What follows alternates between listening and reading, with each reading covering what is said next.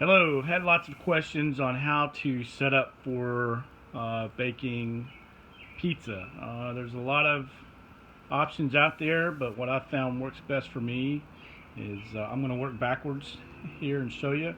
I start off with my cooking surface with a baking steel product. You can find it at bakingsteel.com. I'm not a paid advertiser of any sorts. I just love the product. Same with below the adjustable rig.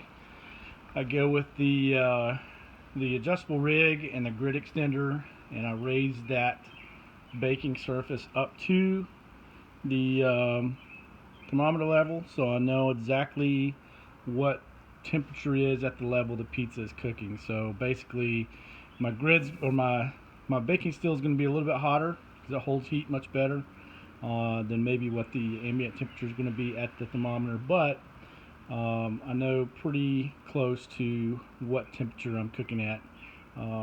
So again, baking steel surface, adjustable rig to raise the grid, and then I go with the spider set up underneath that. I'm going to pull this adjustable rig real quick.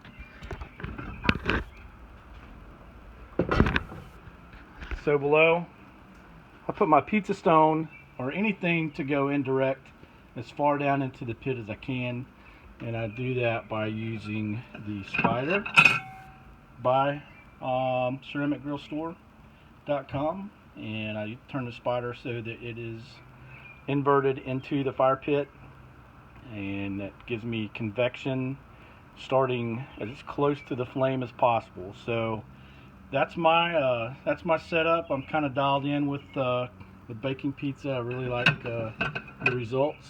Again, spider at the fire pit, inverted with the pizza stone. Then we go adjustable rig. It gives me a buffer surface between, or buffer area between the indirect pizza plate and my baking steel surface.